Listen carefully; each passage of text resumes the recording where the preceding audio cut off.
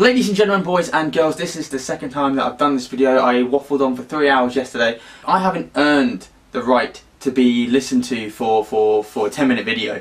So this is going to hopefully be a quickly 5-minute highlights of Raw and Smackdown. What was the strongest show this week? Let's find out. Boom.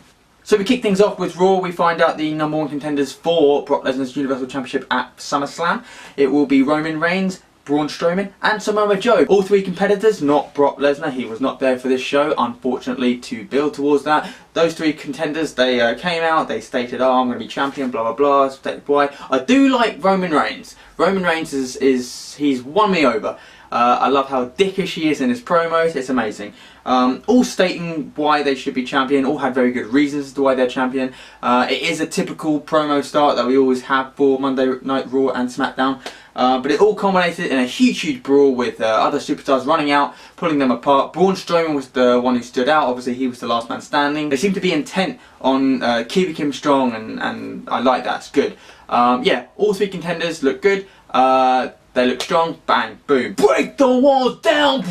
Jericho return. Nobody saw that coming. I was saying last week how SmackDown have no shock surprises. Well, I now look like a dickhead because I didn't see that coming. What was set up was a triple threat match between Chris Jericho and Kevin Owens and AJ Styles for the US title. Tremendous main event where AJ Styles won back the title that he lost 2 nights before at the abysmal Battleground. I'm not a fan of the title hot potatoing. I would have preferred it if Jericho had returned to Battleground, giving Battleground a bit more of a punch, and costing Kevin Owens the title and AJ Styles just moving on to another contender.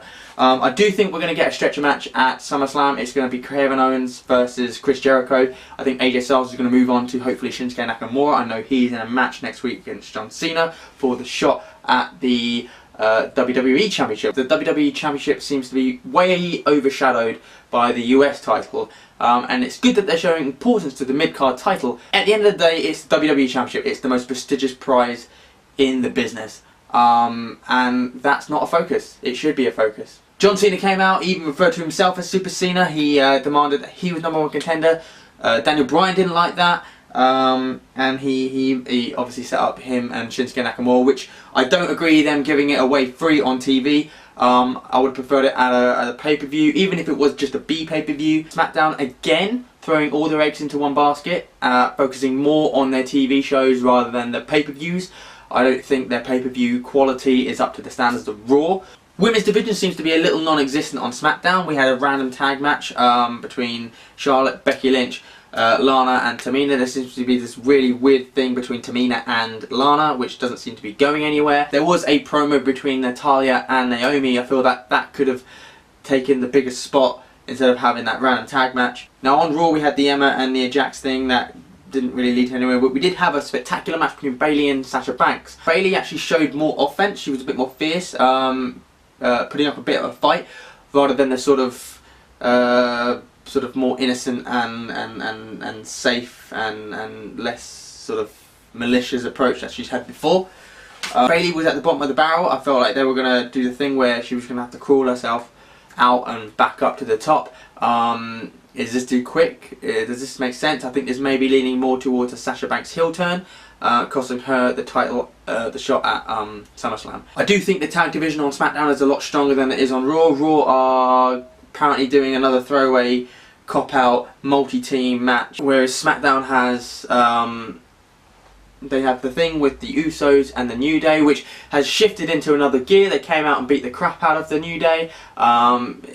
Before it was all about fun and games. Oh, your mum's this, your mum's that. Usos are now serious. No more fun and games, no more jokes, no more smiles. You know, it's time to get those titles back. We're serious now. Jason Jordan also looked good in his debut against Kurt Hawkins. He now has a spot on Mrs. TV next week, which means I think he'll be the #1 contender for the Intercontinental Championship at SummerSlam, which is good. The Miz can move on. It did seem like they had the blow-off match between him, is Miz Taraj, who I've forgotten who the members are. I think they're failing. Him against Seth Rollins and Dean Ambrose. Dean Ambrose and Seth Rollins won. I like the hug at the end. I like the fact that Dean Ambrose didn't do the shield fist thing. He's finally gonna align himself with Seth Rollins. They'll be high for about a week, and then bang! Dean Ambrose will strike payback for 3 years ago. It will be nice to see the feud again between Seth Rollins and Dean Ambrose. I think it will lead to a match at SummerSlam. The roles will now be reversed, so Dean Ambrose will be the heel, which is desperately needed for him, but us. Oh, I did forget to mention as well, the limbo state that Bray Wyatt and Finn Balor seem to be in. Both of them seem to be in limbo, and they just chucked them together. This feud is not going to help either one of them. It was a fun no DQ match with Elias Sampson, but yeah, he's done nothing. And I would consider taking them both off TV for about 6 months to a year. I think that's about it, I think. I don't know what's going on. Oh, in terms of matches, if you want to watch just a match, just for pure wrestling, if you're just in it for the pure wrestling, I would say the triple threat match for the United States Championship. That was splendid.